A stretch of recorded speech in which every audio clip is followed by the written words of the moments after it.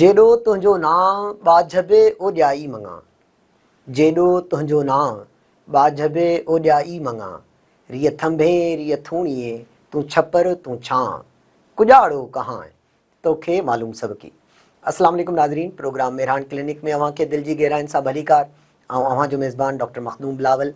उम्मीद थो कयां त अव्हां बिल्कुलु ख़ैर आफ़ियत सां हूंदा ऐं सिहत जहिड़ी नेमत सां आरास्ता थींदे ख़ुशगवार ज़िंदगी गुज़ारे रहिया हूंदा।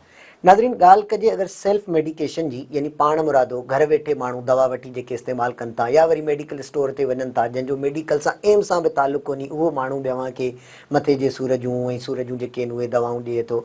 इन क़िस्म जा जेके आहिनि उहे इंसानी जिस्म ते कहिड़ा असर थियनि था, कहिड़ियूं कॉम्प्लिकेशन्स थियनि थियूं, इहे सभु शयूं जेके आहिनि उहे इंशाल्लाह पाण अॼु उन ते जेका आहे उहा डिस्कशन कंदासीं। ऐं शुरूआती तौर ते आऊं बसि अलाह खां पनाह ऐं ॿाझ जी जेका शइ उहा दुआ बि इन लाइ घुरी आहे शाह साईं जे इन्हनि में जेका आहे उहा बेत जे ज़रिए। त अॼुकल्ह जेकॾहिं असीं टर्शरी केयर हॉस्पिटल्स में ॾिसूं था, जिना हॉस्पिटल आहे या ॿियूं जेके वॾियूं हॉस्पिटल्स आहिनि असांजे हिन मुल्क में या हिन सूबे में, त उन में जेका आहे उहे जॾहिं पेशेंट्स अचनि था सेल्फ मेडिकेशन खां पोइ, उन्हनि खां पोइ उन्हनि में जेके कॉम्प्लिकेशन्स थियनि थियूं, त हिकु डॉक्टर ॾिसण खां पोइ अलाह साईं खां बसि ॿाझ ऐं करम ई घुरी सघे थो, छो जो जेका ॾींहं ब ॾींहं असां वटि जेका सूरत हाल आहे उहा ॾाढी बदतर थींदी वञे थी। हींअर ई रिसेंटली जेका आहे उहा का प्रेस रिलीज़ बि थी आहे जेका ऑफिशियल आहे, त कोई 40 लख माण्हू असां वटि अतई डॉक्टर फेक ऐं क्वेक्स जे तौर ते कमु करे रहिया आहिनि। त हाणे उन्हनि शयुनि खे बि जेको थियनि त एटलीस्ट डॉक्टर जो MBBS थियल हुजे, या वरी उन खां पोइ जेको आहे अगरि डेंटिस्ट आहे त BDS थियल हुजे, फार्मासिस्ट आहे त उनजी जेका आहे उहा एटलीस्ट मेडिसिन ॾियण खां पहिरियां उहो फार्मासिस्ट त ज़रूरु हुजे, यानी जेके फार्मेसी दवाउनि जे बारे में उनखे जेका आहे उहा ॼाण हुजे। बहरहाल इन्हनि शयुनि खे बचण जे लाइ, अव्हांखे आगाही ॾियण जे लाइ अॼु जो असीं प्रोग्राम रखियो आहे। प्रोग्राम में असां वटि जेके गेस्ट आहिनि उहे बि माशाल्लाह सां काफ़ी टैलेंटेड आहिनि। सभ खां पहिरियां त पाण माशाल्लाह सां सिंध यूनिवर्सिटी में मां जेका आहे उहा फार्मेसी कई, यानी डॉक्टर ऑफ फार्मेसी जी डिग्री हासिलु कई, उनखां पोइ PhD कई, MPhil कई, वरी PhD करण जे लाइ जेका आहे बैरून मुल्क चाइना विया आहियूं, तव्हां खां जिजोंग यूनिवर्सिटी में माशाल्लाह सां पाण PhD करे आया। हींअर रजिस्टर्ड फार्मासिस्ट आहिनि ministry of health Saudi Arabia में, UAE में। उनखां पोइ जेको आहे उहो पाकिस्तान फार्मेसी काउंसिल में ऐं अमेरिकन सोसाइटी जेका आहे उहा हेल्थ केयर ऐं फार्मेसी जी, उनजा बि माशाल्लाह सां मेंबर आहिनि। काफ़ी टैलेंटेड डॉक्टर आहिनि। ऐं उन्हनि खां अॼु असीं पुछंदासीं त जेका सेल्फ मेडिकेशन थिए थी, यानी पाण मुरादो माण्हू दवा वठे थो या वरी मेडिकल स्टोर वारे खां अतई डॉक्टर खां दवा वठे थो, त उनजा कहिड़ा कहिड़ा जिस्मानी असर ते जेके आहिनि उहे नुक़सान थियनि था। अस्सलाम वालेकुम डॉक्टर साहब, कीअं आहियो? ठीकु आहियो? तबियत सेहत कीअं आहे तव्हांजी? डॉक्टर साहब अल्हम्दुलिल्लाह, करम रब्बिल आलमीन जी ज़ात जा। प्रोग्राम मेहरान क्लिनिक में अव्हांखे दिलि जी गहराइनि सां भलीकार। बेहद मशकूर तव्हांजो। एक्चुअली आउं बि ॾाढो शुक्रगुज़ार आहियां स्पेसिफिकली मेहरान क्लिनिक जी टीम जो ऐं मेहरान TV जी सथ जो, जंहिं मूंखे मौक़ो ॾिनो त आउं हिन पब्लिकली जेको हॉट इशू आहे उन ते ॻाल्हाइण जो मौक़ो ॾिनो। Sir thank you so much. पर इहो आहे त हिकु तव्हां हिन मामले खे डिज़र्व बि कयो था, छो जो अगरि दवाउनि जी सेल्फ मेडिकेशन जी ॻाल्हि कजे त असांजे प्रोग्राम जो फॉर्मेट बि इहो आहे त उन में माहिर डॉक्टर जी मौजूदगी में उन ते ॻाल्हाइजे। हिन में मां सम्झां थो त MBBS डॉक्टर खां वधीक जेको फार्मासिस्ट हूंदो आहे, यानी जेको पढ़ंदो ई दवाउनि जे बारे में आहे, त उन सां कचहरी करण जी ज़रूरत आहे। ॿियो इहो आहे त असांजे मुआशिरे में इन शइ जी जेका वधंदड़ शइ आहे त टेली हेल्थ, यानी परे खां वेही करे माण्हू खे हेल्थ जे बारे में अवेयरनेस ॾिजे। त असांजे प्रोग्राम जो बि जेको आहे उहो मक़सदु इहो आहे। ऐं तव्हांजे लफ़्ज़नि जे लाइ हिननि जे लाइ दिलि सां मशकूर आहियां। शुरूआत कयूं था पंहिंजे प्रोग्राम जी इन शइ खां त जेकॾहिं तव्हां आम माण्हू खे कीअं सम्झाईंदव त सेल्फ मेडिकेशन, यानी पाण मुरादो मेडिसिन वठणु उहा छा आहे ऐं उनजा कहिड़ा कहिड़ा जेके आहिनि इंसानी जिस्म ते असर थियनि था? पाण मुरादो जेका असां दवा वठूं था उन मां मतिलबु इहो आहे त का बि अहिड़ी दवा जेका असां कंहिं बि डॉक्टर जी या कंहिं फार्मासिस्ट जी एडवाइस खां सवाइ वठूं, that is called the self medication. यानी कि पाण मुरादो हिकिड़ो वञे थो माण्हू मेडिकल स्टोर ते ऐं वञी ऐं दवा वठी थो अचे। इवन हाणे त वॾो ट्रेंड थी वियो आहे असांजे ॿराड़ी जे इलाइक़नि में त हिकिड़े पेशेंट खे जेकॾहिं हिकिड़ो डॉक्टर दवा ॾिए थो त उहा ई साॻी दवा ॾिसी उहा जेका आहे हुनजे कॉम्प्लिकेशन्स खे विदाउट इन जे जेका आहे उहा ॾिसण जे उहा साॻी दवा वठी थो अचे। इवन जेकॾहिं आउं ॻाल्हायां त सेल्फ मेडिकेशन जा जेके आहिनि उहे 3 क़िस्म आहिनि असां वटि, जेके यूजुअली तौर ते असां इस्तेमालु कयूं था। हिकिड़ो OTC आहे, it mean over the counter medications, ठीकु आहे। ऐं सेकेंडली प्रिस्क्राइब्ड ड्रग्स हूंदियूं आहिनि जेकी असां विदाउट डॉक्टर जे नुस्खे खां बि बग़ैर नथा ॾेई सघूं। टियों जेको क़िस्म आहे दवा जो उहो आहे हर्बल मेडिकेशन्स। त का बि अहिड़ी दवा दुनिया में जेका असां आहे जेका विदाउट डॉक्टर जे, यानी कि फिज़िशियन जे या फार्मासिस्ट जी एडवाइस खां सवाइ का बि दवा नथी वठी सघिजे। जेकॾहिं वठिजे थी त उनखे पाण मुरादो यानी कि सेल्फ मेडिकेशन्स जी तौर ते कंसिडर कंदासीं। अच्छा, इन में जेकॾहिं इहा शइ अव्हां खां पुछां त कहिड़ियूं कहिड़ियूं अहिड़ियूं दवाऊं आहिनि असांजे मुआशिरे में तव्हां ॾिठियूं त उहे त माण्हू पाण मुरादो पाण ई वठनि था, या वरी उहा तकलीफ़ खणी हिकु मेडिकल स्टोर वारे वटि, या वरी गली मोहल्ले में जेको अथई क्विक डॉक्टर कंहिं ज़माने में उहो क्लिनिक ते कमु कंदो हुयो या कंपाउंडर हुयो उन ॾे हू वञनि था उन्हनि खे उहा मेडिसन ॾिए थो, त कहिड़े कहिड़े क़िस्म जूं मेडिसन जेके आहिनि उहे माण्हू पाण मुरादो इस्तेमालु कनि था या वरी कंहिं अतई डॉक्टरनि जे हथां वठी करे उहे इस्तेमालु कनि था? ॾाढो बहितरीनु सुवालु आहे ऐं ॾाढो बेसिक सुवालु आहे डॉक्टर साहिबु। इन सां मां चवंदुसि त असां वटि त को अहिड़ी रूल्स रेगुलेशन्स आहिनि, लेजिस्लेशन हर शइ आहे, पर असां वटि उन ते अमल पहिरां जेको आहे सो उहो न आम माण्हू आहे। इवन जेकॾहिं मां ॻाल्हि कयां त जेके लिटरेट माण्हू आहिनि उहे बि इन शइ जो ख़्यालु कोन था रखनि। ऐं जेकॾहिं हिकिड़ी ॻाल्हि हिन प्रोग्राम जी तवसत सां ॿुधायां त जेकॾहिं को अहिड़ो लिटरेट माण्हू आहे, जेको एजुकेटेड माण्हू असां कंसिडर कयूं था, त उहो बि जेकॾहिं पंहिंजी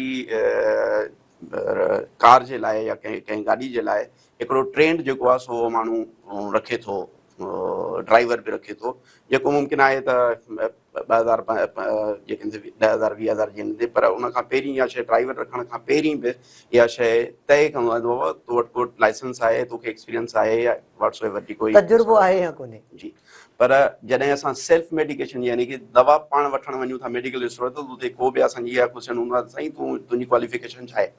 छो त अॼुकल्ह जेका आहे सो असां वटि लेजिस्लेशन त तमामु आहे, पर असांजे मुआशिरे जो हिकिड़ो बिटर ट्रुथ आहे ऐं रिसर्च स्टडीज़ आहिनि असांजूं त 95% खां बि अबव जेके मेडिकल स्टोर्स आहिनि उते को बि क्वालिफाइड फार्मासिस्ट कोन्हे। ऐं असां त पाण मुरादो दवाऊं, तव्हांजो जेको सुवालु हुयो त पाण मुरादो दवाऊं जेके आहिनि उहे कहिड़ियूं था इस्तेमालु कयूं? असां OTC खां यानी कि मथे जे सूर खां वठी एंटीबायोटिक्स ताईं, एंटीबायोटिक्स खां वठी इवन एंटी कैंसर्स ताईं बि जेके आहिनि उहे असां विदाउट प्रिस्क्रिप्शन जे जेके आहिनि उहे दवा वठी सघूं था मेडिकल स्टोर से। इहो असांजे मुआशिरे जो ॾाढो त इन जी कड़ो सच आहे। कहिड़ी वजह आहे? तव्हां इन मामले खे कीअं ॾिठो आहे त आया इन जी मेन जेका वजह आहे या इन जो रीज़न आहे उहो कहिड़ो आहे त माण्हू डॉक्टर वटि वञण जे बजाए पाण मुरादो दवाऊं छो था वठनि, ऐं उन खां पोइ इहो आहे त डॉक्टर वटि छो नथा वञनि? सर हिकिड़ो पहलू आहे डॉक्टर साहिबु त जेको मेन पहलू आहे उहो इहो आहे त पॉवर्टी असांजे ख़ासि तौर गुरबत ते जंहिंखे चइजे।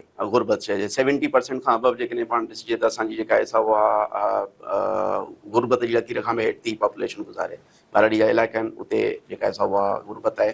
त इवन जेकॾहिं फिज़िशियन जे माण्हू वञे थो त 500 रुपया अफोर्ड नथो करे सघे उनजी फिज़िशियन जी फीस खे। हिकिड़ो पहलू इहो आहे। सेकेंड जेको ॿियो पहलू आहे इन पस मंज़र में त मां सम्झां थो इलिटरेसी आहे। जेके माण्हू आहे ॼाण कोन्हे माण्हू खे। ॼाण माण्हू खे कान्हे त दवा छा आहे। बेसिकली जेकॾहिं मां एकेडमिशियन बि आहियां ऐं हेल्थ केयर फार्मेसी में तक़रीबन अप्रोक्सीमेटली 8-10 साल जो मुंहिंजो नेशनली तौर ते इंटरनेशनली तौर ते बि तजुर्बो रहियो आहे। त उन में जेको आहे सो उहो माण्हू असां वटि जेको आहे उहो केयर कोन थो करे इन सेंस में, उनखे ख़बर ई कोन्हे। पर मां इहा शइ उनखे पर चवंदो आहियां दवा जेका आहे सा हिकिड़ी ज़हर मिसल आहे। उनखे फार्मासिस्ट आहे या डॉक्टर आहे, MBBS डॉक्टर आहे, उनखे उहो माना लिटिल बिट जेको डोज़ ॾिए थो या जेको हिकिड़ो क्वांटिटी ॾिए थो उहो सम्झी सोचे ॾिए थो। पर हिकिड़ो आम माण्हू हिकिड़ो जेको आहे उनखे ख़बर ई कान्हे का त उनखे डोज़ छा वठणु घुरिजे, यानी कि रॉन्ग डोज़ आहे या इन खां अलावा उहो सुबुह शाम वठणु घुरिजे या सुबुह मंझंदि शाम या हिकिड़ो दफ़ो वठणु घुरिजे।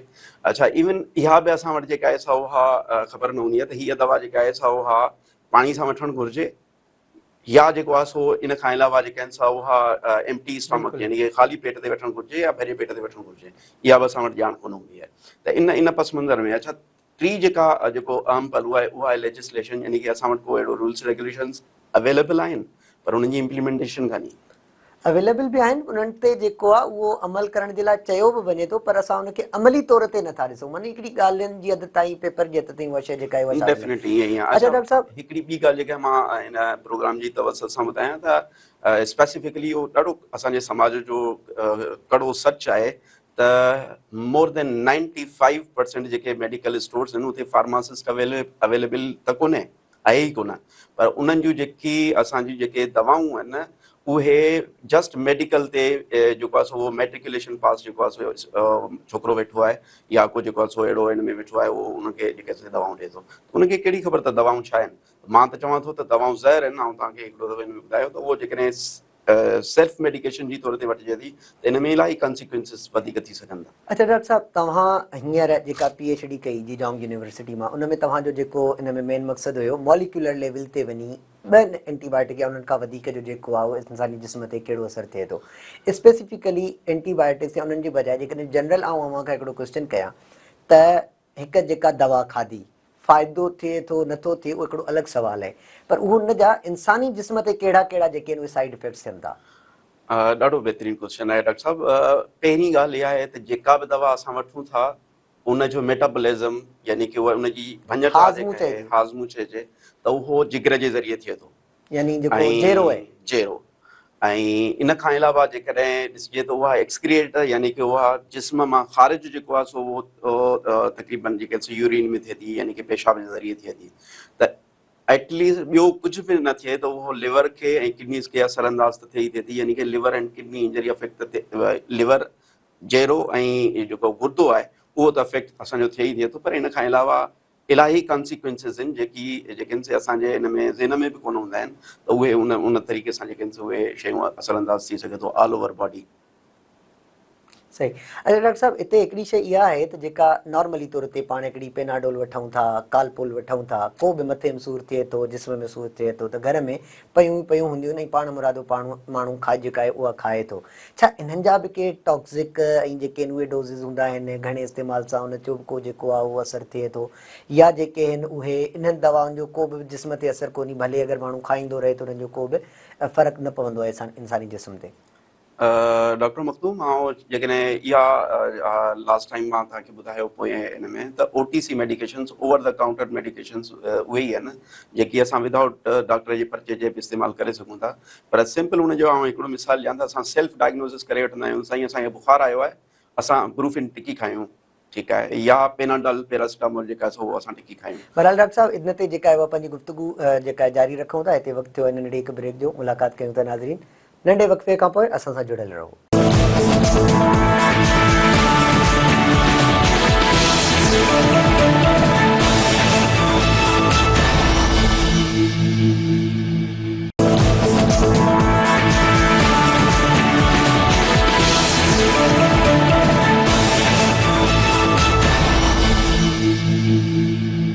वेलकम बैक नाज़रीन। अच्छा, वक़्फ़े ते वञण खां पहिरियां जेका आहे उहा पंहिंजी गुफ़्तगू थी रही हुई त पेनाडोल ऐं कालपोल कहिड़ा जेके आहिनि उहे माण्हू खाई सघनि था, या उन जे खाइण सां बि जेको आहे उहो इंसानी जिस्म ते, मादे ते, जेरे ते को असरु पवे थो।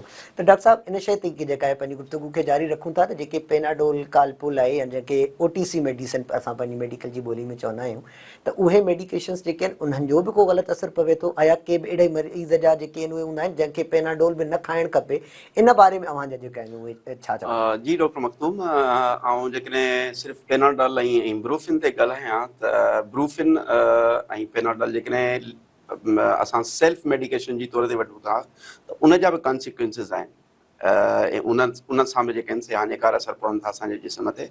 जीअं मिसाल जी ॻाल्हि, जेकॾहिं को जिगर जो पेशेंट आहे, इट मीन हेपेटाइटिस आहे, उनखे साई जेरे जो मर्ज़ आहे, मर्ज़ आहे जेरे जो कोई बि मर्ज़ आहे, त उन में पेनाडॉल असां नथा वठी सघूं, छो त उहा जेरे खे वधीक जेको आहे सो नुक़सानु पहुचाए सघे थी।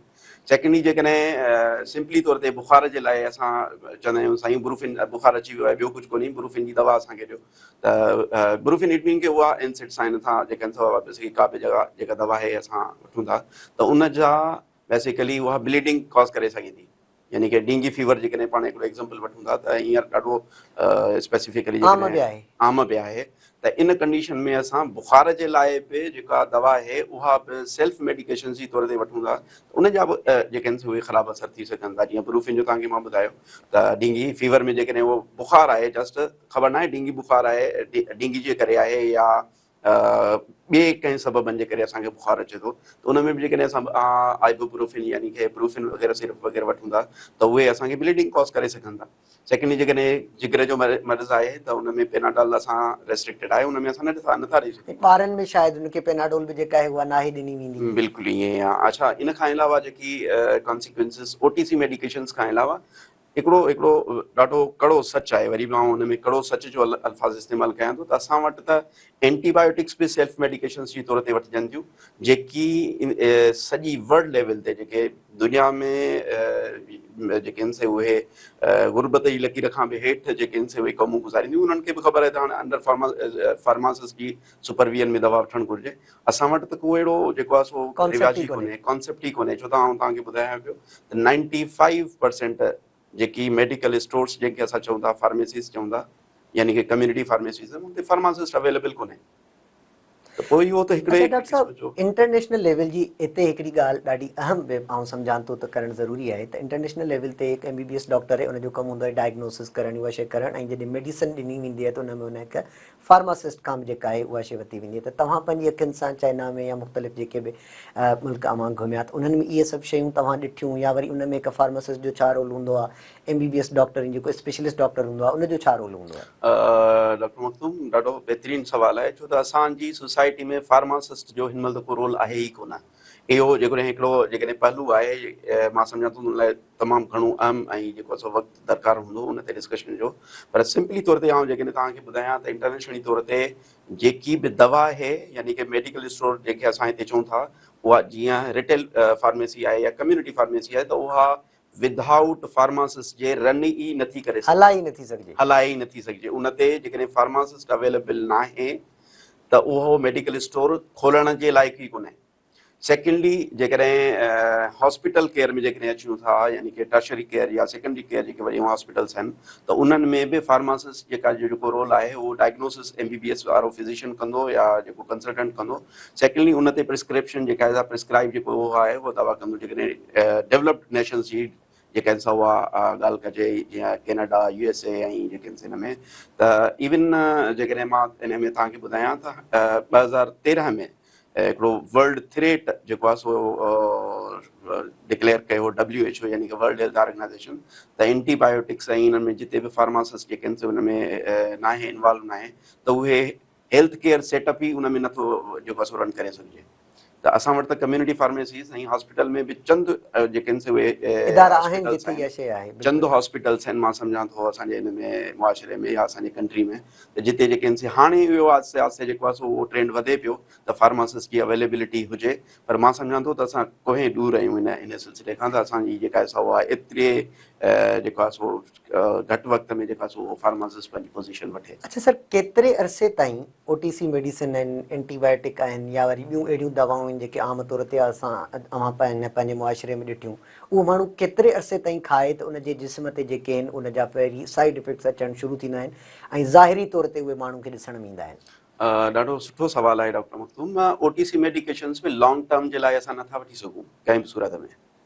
जेकॾहिं पाण वठूं त केतिरे अरसे ताईं, त कॉन्सिक्वेंसिस ते तव्हांजे असांजे हिन ते डिपेंड करे थो। मिसाल जी ॻाल्हि, जेकॾहिं तव्हांखे जेकॾहिं कंहिंखे बुखार अचे थो त मुमकिन आहे त हिकिड़ो 2 ॾींहं या 3 ॾींहं जेके दवा वठे, पर असां वटि त इहो रिवाज ई कोन्हे। असां वटि त 6 महीना जेके आहिनि से उहे PPIs, यानी कि जेके आहिनि से उहे असां प्रोटॉन पंप इनहिबिटर्स आहे, पेट जे सूर जे लाइ, मादे जे लाइ जेका आहे उहा असां वठंदा आहियूं। साईं ही फलाणी जेका आहे साशे वठी छॾियो ऐं फलाणो जेको आहे सो इहो दवा वठी छॾियो, त उन्हनि जा इलाही बदतरीन जेके आहिनि से उहे असांजे जिस्म ते जेके आहिनि नाकारी असर पवनि था। अच्छा, हिते तव्हां हिकिड़ी ॾाढी अहम ॻाल्हि कई अल्सर वारी, त छा NSAID जेके हूंदा आहिनि उहे बि जॾहिं असीं किताबी ॿोली में पढ़ंदा आहियूं त उन्हनि में बि इहा शइ ॾिनी वेंदी आहे त पेप्टिक अल्सर आहे, या उन्हनि ते जेके आहिनि उहे NSAID जा काफ़ी असर थियनि, रिस्क फैक्टर आहे अगरि कोई लॉन्ग टर्म जे लाइ NSAID इस्तेमालु करे पियो, इन बारे में अव्हांजा कहिड़ा तासुरात आहिनि? बिल्कुलु ईअं ई आहे डॉक्टर मखदूम, त NSAIDs यानी कि ब्रूफिन आहे, डिस्प्रिन आहे, या इन खां अलावा जेकी ॿियूं जेके दवाऊं आहिनि उन सां वाबस्ता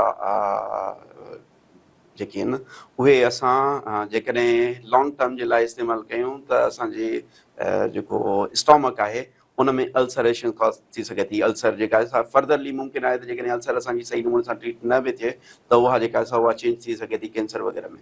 त हिते त असां वटि जेके आहिनि उहे डायग्नोसिस एतिरी स्टेटिस्टिक्स जेका आहे उहा अवेलेबल ई कान्हे का, पर इंटरनेशनली तौर ते इन्हनि ते ॾाढियूं जेके आहिनि उहे शयूं आहिनि जेके रेस्ट्रिक्टेड आहिनि, स्पेसिफिकली जेकॾहिं सेल्फ मेडिकेशन्स जी तौर ते असां ॾिसूं था।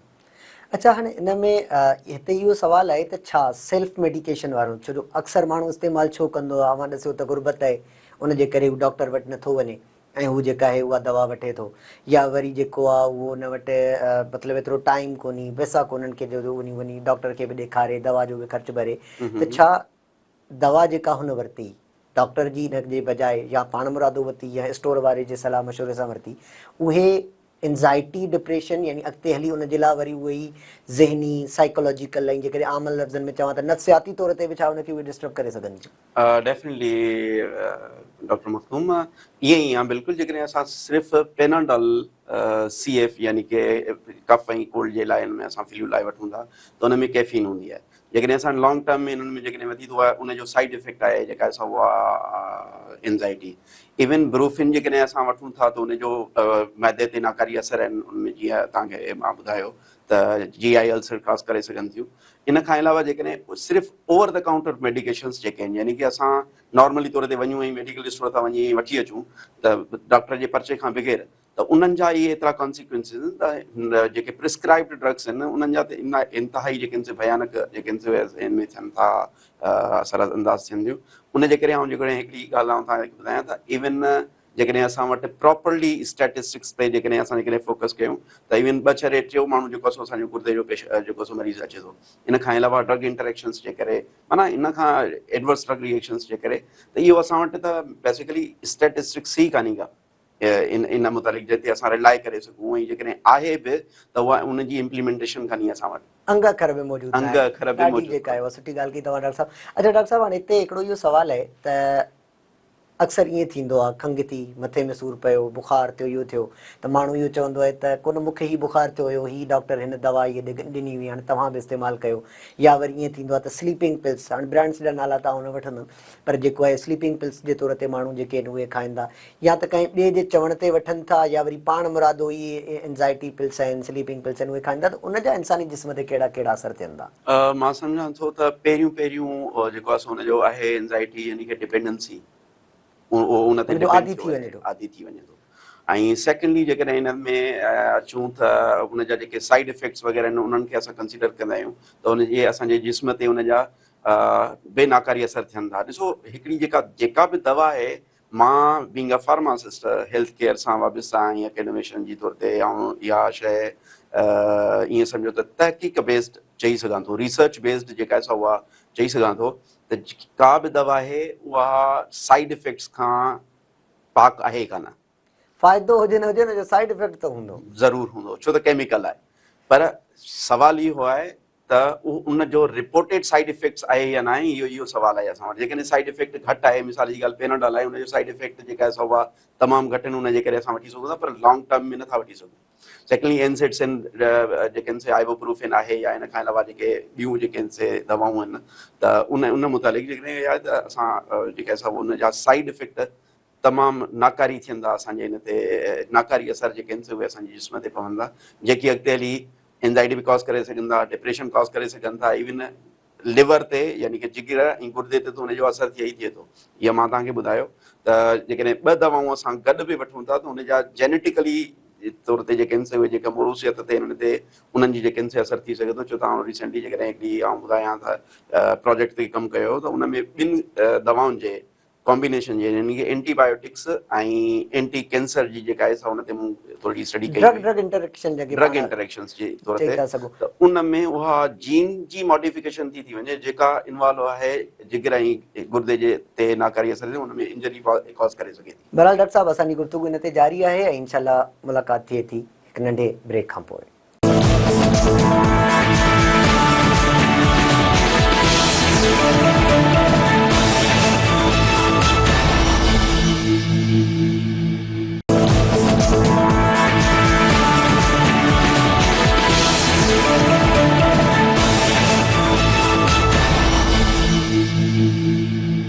वेलकम बैक नाज़रीन। ब्रेक ते वञण खां पहिरियां पंहिंजी जेका गुफ्तगू हुई उहा इन ते पई हली त मॉलिक्यूलर लेवल ते अगरि ॻाल्हि कजे त एंटीबायोटिक आहे या वरी जेका कैंसर ड्रग आहे उन्हनि जा पाण में ड्रग इंटरेक्शन थिए त उनजो जेको आहे उहा कहिड़ा इफेक्ट्स आहिनि। त डॉक्टर साहब पाण अगरि उन शइ खे जेको आहे कंटिन्यू कयूं त हिकिड़ो मरीज़ आहे उहो एंटीबायोटिक बि वठे पियो ऐं गॾोगॾु जेको आहे उहो ॿी का बि दवाई वठे कैंसर जी जेका आहे उहा बि दवा वठे पियो त उनजा उन ते कहिड़ा जेके आहिनि उहे असर थियनि था? जी डॉक्टर मखदूम, ॾाढो बहितरीनु सुवालु आहे त असां न सिर्फ़ु एंटीबायोटिक्स ऐं एंटी कैंसर जेके से गॾु नथा वठी सघूं या जेके से असां वटि स्टडीज़ आहिनि, पर नंढड़ो हिकिड़ो मुंहिंजो पंहिंजो रिसर्च प्रोजेक्ट हुयो जंहिं ते मां जेकॾहिं तव्हांखे ॿुधायां, न सिर्फ़ु रिसर्च प्रोजेक्ट पर रिसर्च बेस्ड स्टडीज़ आहिनि।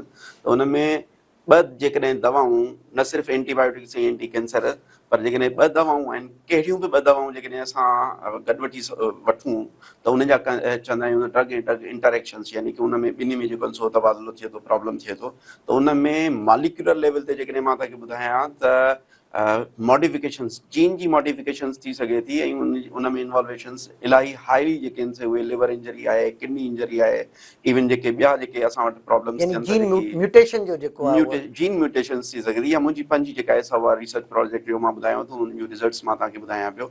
न सिर्फ़ु मुंहिंजो पर मॉलिक्यूलर लेवल ते सॼी दुनिया हिन महिल फोकस करे पई, जंहिंमें फार्मेसी जो ऐं फार्मासिस्ट जो जेको आहे सो वॾो रोल आहे अॼुकल्ह जी रिसर्च में। पर असां वटि त अहिड़ी का बि शइ जेका आहे फैसिलिटेशन्स कोन्हनि के इन डॉक्टर लेवल साहब ते। अवां हिते ॻाल्हि कई त दुनिया लेवल ते जेके आहिनि उहे हिन ते कमु हले पियो, ऑर्गेनाइज़ेशन जो, गवर्नमेंट जो, पर्सनली जेके आहिनि उहे माण्हू जेके डॉक्टर ऐं हेल्थ प्रोफेशनल्स आहिनि उहे बि हिन ते कमु कनि पिया।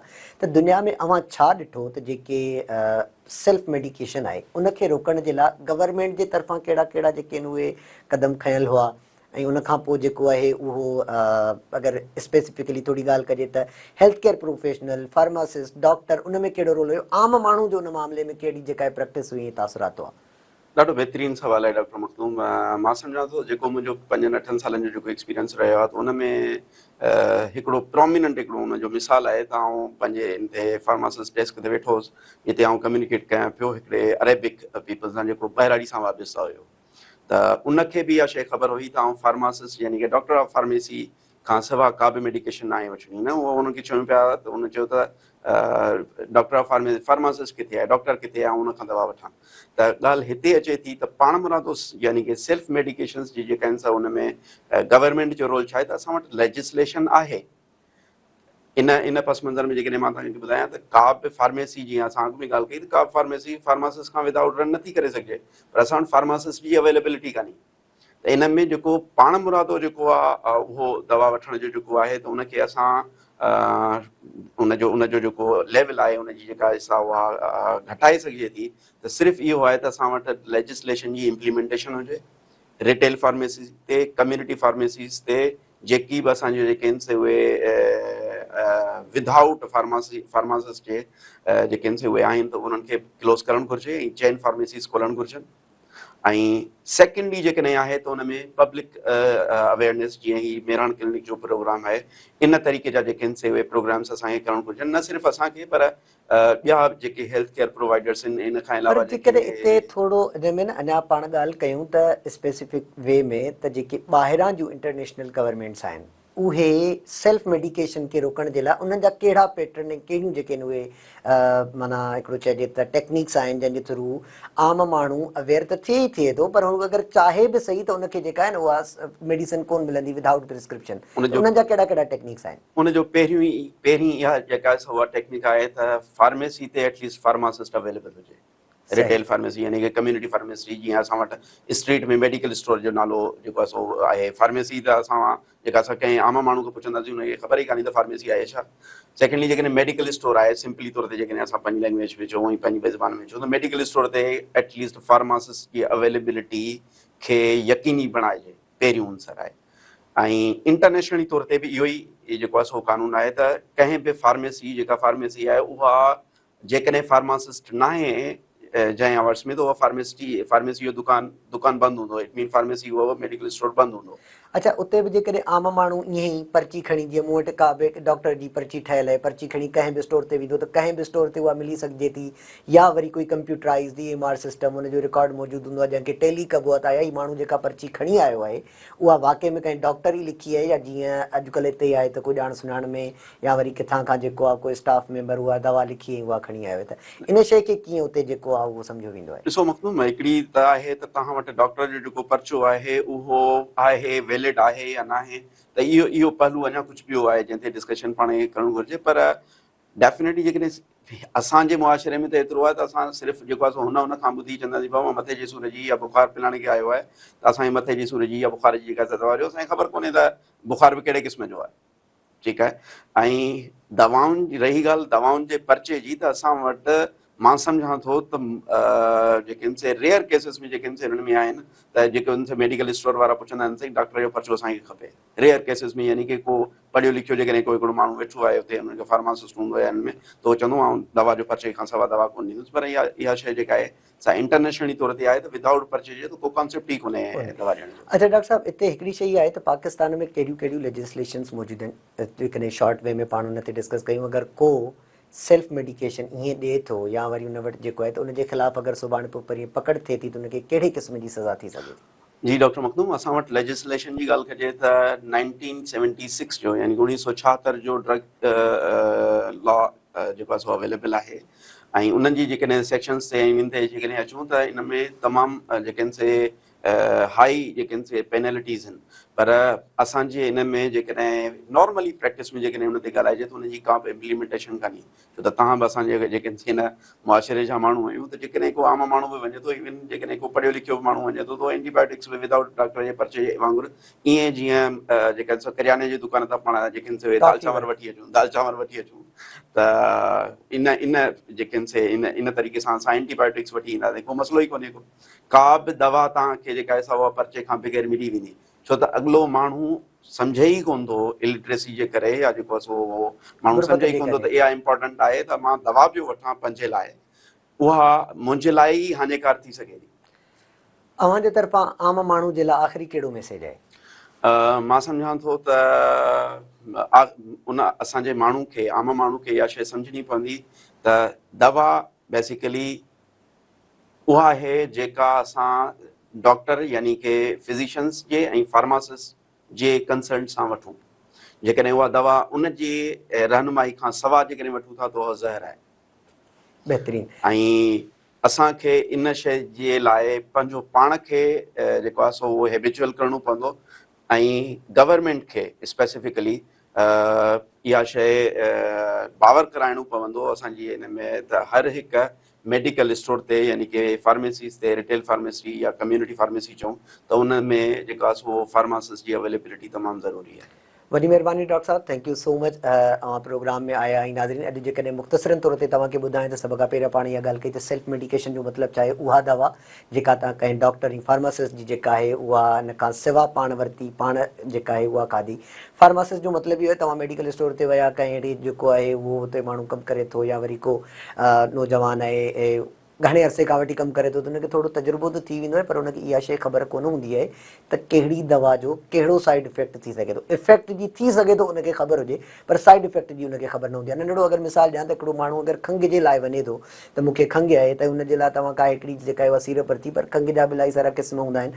का जेका खंघि हूंदी आहे उहा एलर्जिक रिएक्शन जिन जे करे डिज़ीज़िस जे करे थींदी आहे, उहा खंघि जेका हूंदी उहा एलर्जिक डिज़ीज़िस जे करे हूंदी। पर जेकॾहिं ॿी का हिन जी खंघि जी ॻाल्हि कंदासीं त असां वटि वरी ऑब्स्ट्रक्टिव रेस्ट्रिक्टिव लंग डिज़ीज़िस उहे थी सघनि थियूं, टीबी जे करे थी सघे थी, इलाही सारा उन जा जेके आहिनि उहे थी सघनि था। हर हिकु सीरप हर हिकु जेका आहे उन ते इफेक्ट न आहे करी। मथे जे सूर जी ॻाल्हि कजे त मथे जो सूरु जेको आहे उहो माइग्रेन थी सघे थो, एंज़ाइटी जे करे थी सघे थो, का अहिड़ी शइ आहे जेका दिमाग़ में इरिटेट करे पई उन जे करे थी सघे थो, पहिरियां को धकु लॻो हुयो उन खां पोइ कॉम्प्लिकेशन थियूं उन जे करे उहो मथे जो सूरु थी सघे थो, चकर अचनि था, ब्लड प्रेशर हाई थिए थो।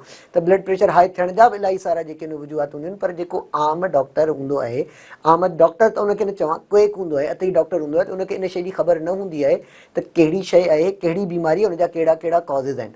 डॉक्टर वटि वेंदा त पहिरियां तव्हांजी हिस्ट्री वठंदो, पोइ हुनजी प्रॉपर एग्ज़ामिनेशन कंदो, उनखां पोइ हुनजी तशख़ीस ते अचण खां पोइ ई अव्हांजो जेको आहे उहो प्रॉपर इलाजु कंदो, त उन वक़्तु तव्हांखे प्रॉपर एंटीबायोटिक्स प्रॉपर मेडिकेशन ॾींदो। एंटीबायोटिक्स जो अगरि जेकॾहिं इस्तेमालु कजे त अॼुकल्ह असां तव्हांखे ॿुधायूं, छो जो रेज़िस्टेंस एतिरो थी वियो आहे इस्तेमालु थियण जे करे, त असीं पहिरियां ब्लड कल्चर कराईंदा आहियूं, जंहिंमें असीं ॾिसंदा आहियूं त कहिड़ी दवा तव्हांजो जेको जिस्म में बैक्टीरिया ऐं जेको आहे मौजूदु आहे, त उहा कहिड़ी दवा उन जे लाइ सेंसिटिव आहे, कहिड़ी रेज़िस्टेंट आहे। कंहिं ज़माने में असीं उहा एंटीबायोटिक इस्तेमालु कंदा हुआसीं। हींअर डॉक्टर पहिरियां ब्लड कल्चर कराए ॾिसंदो आहे त आया मां हीअ एंटीबायोटिक ॾियां थो, उहा एंटीबायोटिक किथे रेज़िस्टेंट न आहे, रेज़िस्टेंट हूंदी केतिरी दवा ॾिए डॉक्टर, उनजो असरु न थींदो। इहा ई वजह जो तव्हां चवंदा त डॉक्टर साहिबु असां त दवा खोड़ वठी आया आहियूं, उनजो असरु न पियो थिए। असरु छो न पियो थिए? जेका तव्हांखे मेडिसिन ॾिनी वई आहे उहा अंदरि का रेज़िस्टेंट थी चुकी आहे। त असां एंटीबायोटिक ॾियण खां पहिरियां ब्लड कल्चर कराए जेका सेंसिटिव एंटीबायोटिक हूंदी आहे उहा ॾींदा आहियूं। इहा कंहिंखे ख़बर हूंदी? पढ़े लिखे डॉक्टर खे ख़बर हूंदी। डॉक्टर साहिबु आख़िर में ॾाढो सुठो मैसेज ॾिनो त बग़ैर सम्झण जे, बग़ैर चवण जे या बग़ैर जेको आहे उहो तशख़ीस किए अगरि तव्हां का मेडिसिन खाओ था त उहा ज़हर बराबरि आहे। ऐं जेकॾहिं असांखे ख़बर हुजे त हीअ ज़हर आहे त उहा असीं ज़रूरु न आहियूं खाईंदा। असांखे ख़बर हुजे त हीअ अॻियां पाणी गहरो आहे त उते ट्रिप न आहियूं ॾींदा।